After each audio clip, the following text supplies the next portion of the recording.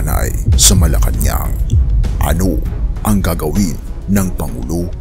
Halika, atin itong tignan mga kaibigan.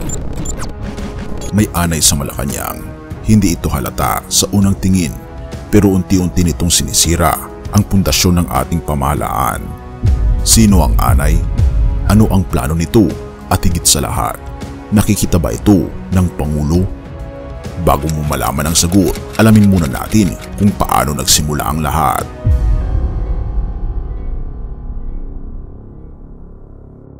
Ayon sa politico.com.ph, sa loob ng Armed Forces of the Philippines o AFP, tila may kumakalat na bulong-bulungan. Ang tanong, bakit parang hindi patas ang promosyon ngayon? Ayon sa mga scooper, may isang ambisyosong opisyal sa gobyerno na tatawagin natin siyang AE na bumabaluktot sa sistema.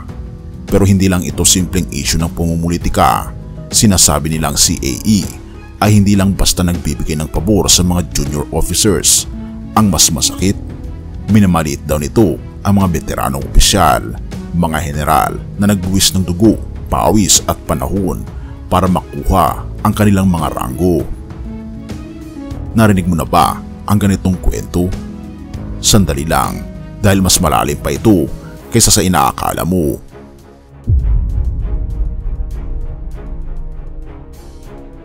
May mga ulat ayon sa politico.com.ph na ilang general ay pinahiya sa harap ng kanilang mga tauhan, pinapalaya sa kanilang upuan at iniiwang wala ni kaunting respeto. Kung ikaw ang nasa ganitong sitwasyon, ano ang mararamdaman mo? Therefore, hindi maiiwasan ang diskontento. Sa ganitong mga pangyayari, nabubuo ang isang tanong, ano ba ang tunay na motibo ni AE? Ayon sa ilang eksperto, tila sinasadya ni AE na lumikha ng kaguluhan sa loob ng AFP. May mas malalim siyang ambisyon, ang maging pinakamakapangyarihang politiko sa bansa, kahit pa ang kapalit nito ay destabilization daw ng ating gobyerno, ayon sa politico.com.ph.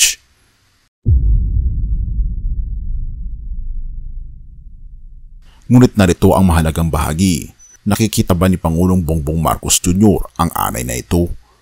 Ayon sa Pangulo, hindi kailangan mag-alala. Sa kanyang mga pahayag, tiniyak niyang walang loyalty check na nagaganap sa AFP o PNP. Pero may mga nagtatanong, bakit siya madalas magpatawag ng command conference? Ang sagot ng Pangulo ay malinaw, upang tiyakin na ang bansa ay mananatiling matatag sa kabila ng mga ingay na naririnig. Kahit na may mga hamon, sinabi ni Pangulong Bongbong Marcos na ang gobyerno ay functional at stable. Pero sapat ba ang kasiguraduhan na ito para mapahupa ang alingas-ngas sa AFP?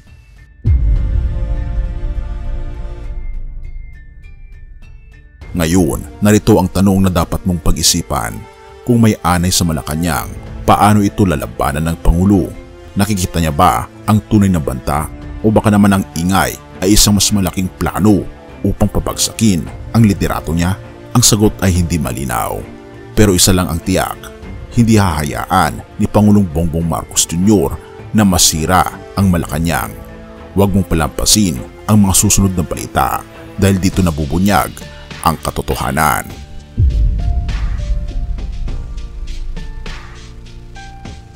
Ang tanong, totoo ba ang mga bagay na ito? Hindi mo kailangan mag-isip ng malalim, pero kailangan mong manatiling alerto dahil sa likod ng bawat bulong, maaring may nagkukubling anay.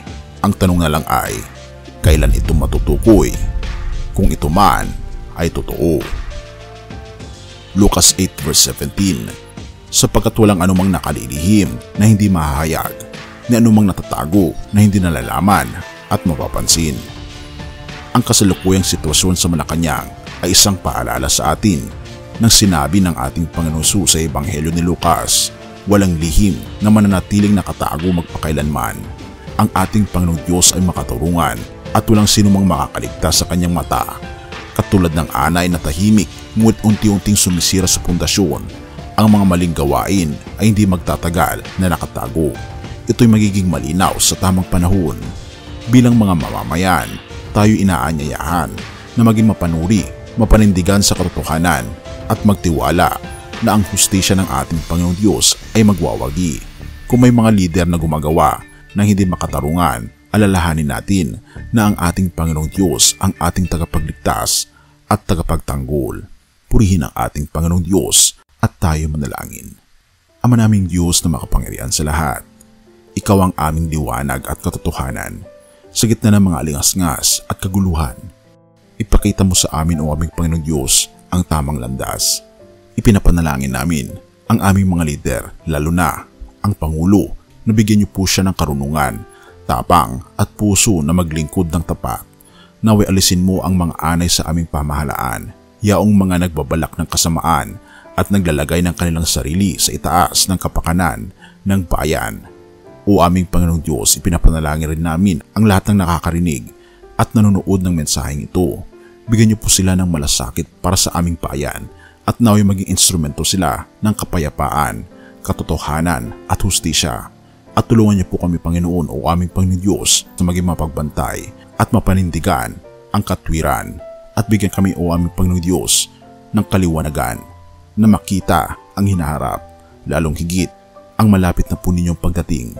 Tulungan kami na makapaghanda at laging magkaroon ng bukas na isip upang tanggapin ang aming Panginoong Jesucristo sa aming buhay.